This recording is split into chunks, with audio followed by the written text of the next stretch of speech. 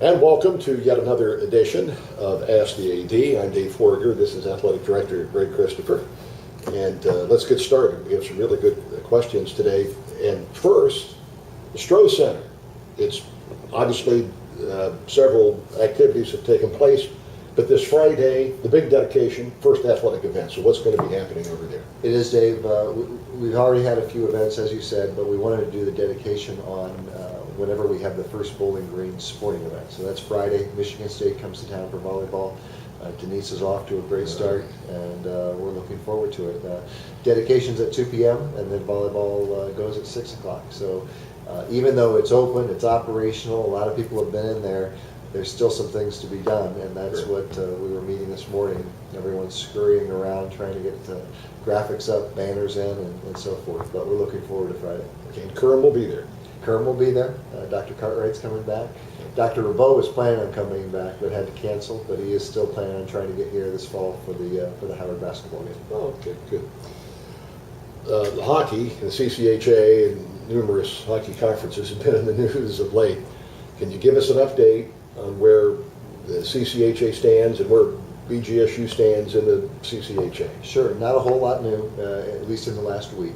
We have been invited to join the WCHA with the remaining CCHA team. So from that standpoint, the CCHA is officially, or technically, I think, down to 3 schools at this point, Western Michigan, Bowling Green, and Notre Dame. And we know Notre Dame's not going to be in the CCHA, so I'm not ready to completely shut the doors on the CCHA.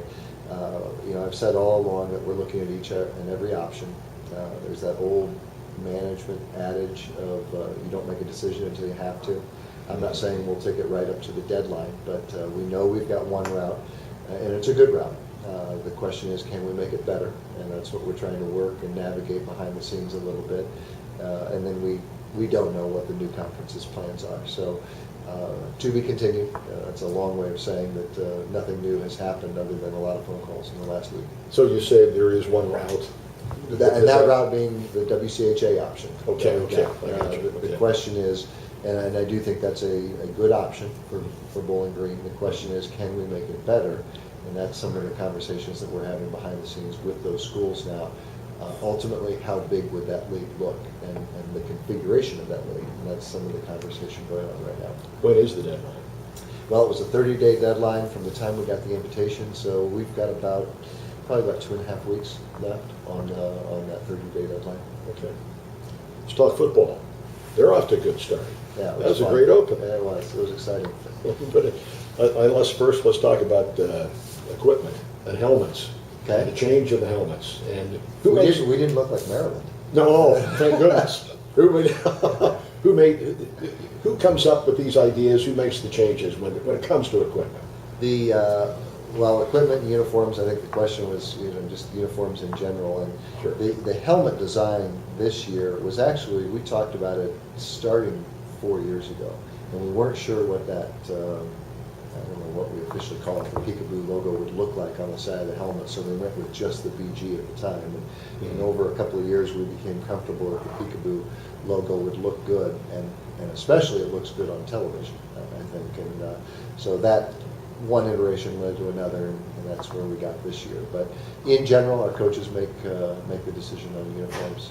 They've got kind of a style guide that they have to work from in relation to Adidas and certain fonts and colors and so forth. But in general, coaches are the ones making the decisions on logos, and not logos, but on uniforms. Superstition sometimes enter into these decisions, you suppose, with past successes or things. Yeah, you probably have to talk to the coaches a little bit more on that. If it's something very visible, like the hockey and the football helmets and so forth, it'll pass by my desk. But again, in general, the coaches are making those decisions.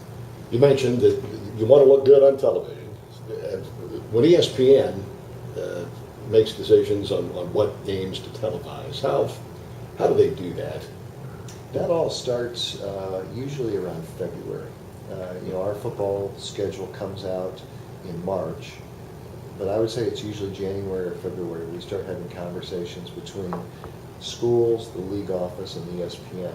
And we've got layers in our contract with ESPN.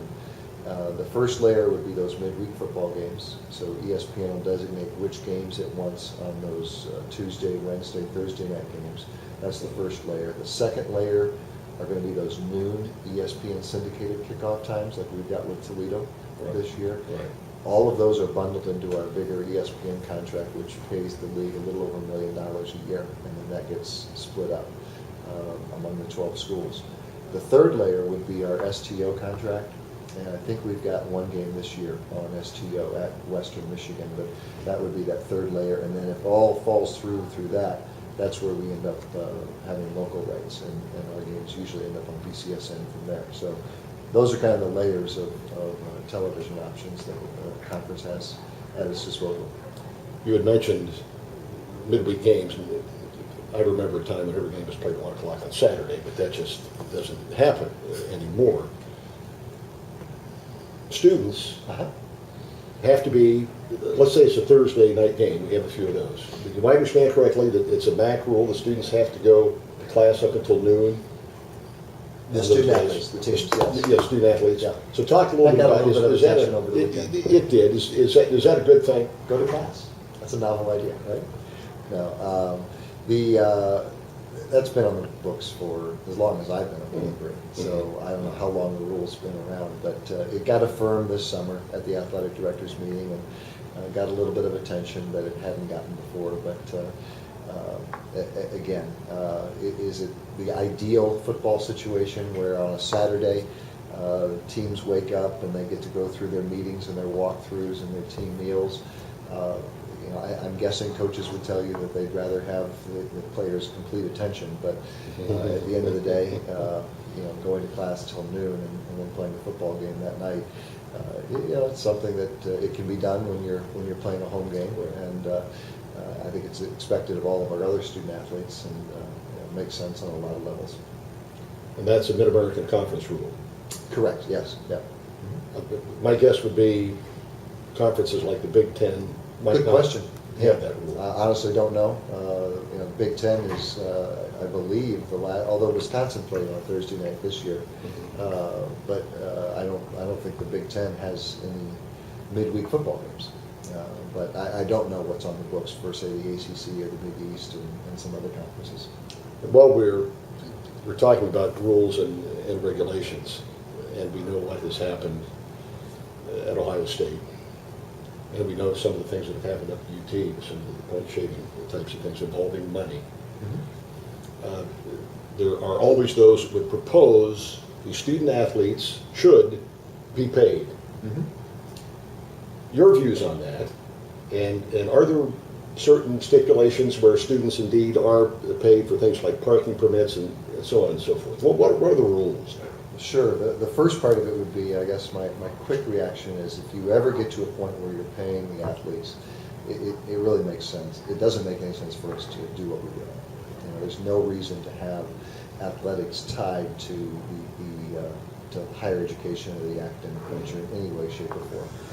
I mean, some would say we already blur those lines, and we find challenges between academics and athletics as it is. You know, but as long as we try to at least walk that tightrope and make good decisions, there's a place and there's a role for athletics within higher education. But if you're going to get to the point of where you're paying the athletes the same as you would pay a professor, again, I don't know that we belong anywhere other than a minor league sports franchise at that point in time. So that would be one part of it. There is traction clearly in our industry right now that the scholarship model is going to be changed in some way, shape, or form. I'll bet a mortgage payment on that. And the question now is just where does it end up? Does it end up as kind of the phrase being used a lot is full cost of attendance? Because a full scholarship doesn't cover the full cost. A lot of people don't realize that right now. So the student athletes are still responsible for some level of fees. Even here at BGSU, our full scholarship athletes still have a few $100s in fees that they have to pay. So there's the full cost of attendance model, and then there's also another model being thrown around where you would just put a fixed sum on top of whatever the scholarship amount is and give that to the student athletes. So those are the two models that are being tossed around the most behind the scenes, and I think one of those two will float to the surface.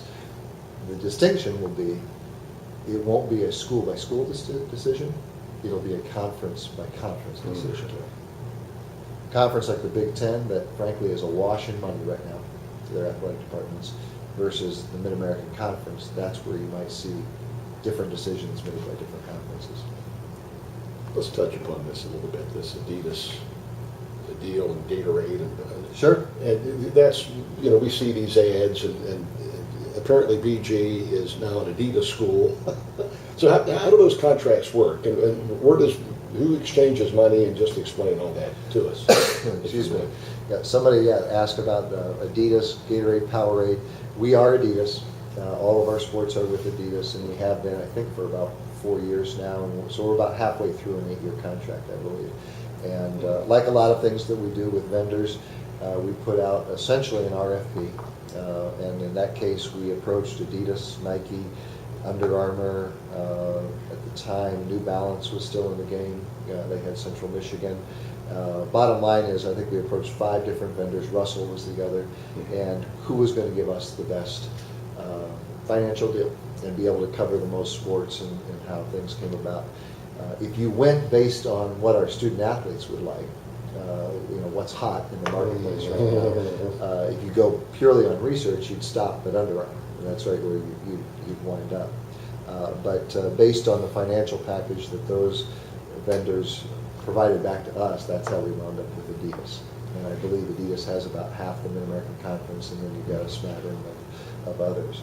The Gatorade Powerade thing, very similar. A couple people have noticed that we switched from Gatorade, and now we're with Powerade. It has nothing to do with the university's overall contract. We're a standalone from that standpoint, but it was a similar situation. Our contract was up with Gatorade, so we reached out to Gatorade and Powerade both, and who was going to provide our student athletes with the most as far as product, and wound up with Powerade.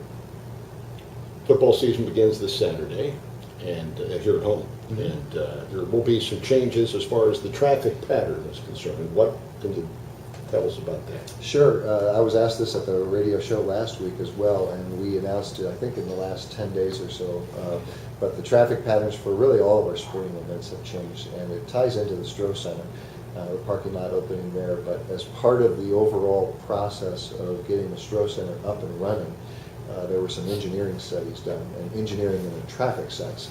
So it was traffic engineers, university, and the police all getting together and talking through traffic patterns at basketball, football, and hockey games. And bottom line is, they are the ones that made those recommendations and those changes. So we'll be implementing them this weekend. I think we got it covered. That'll do it for another edition. We're coming back next month. Yeah. Thanks, Dave. Thank you.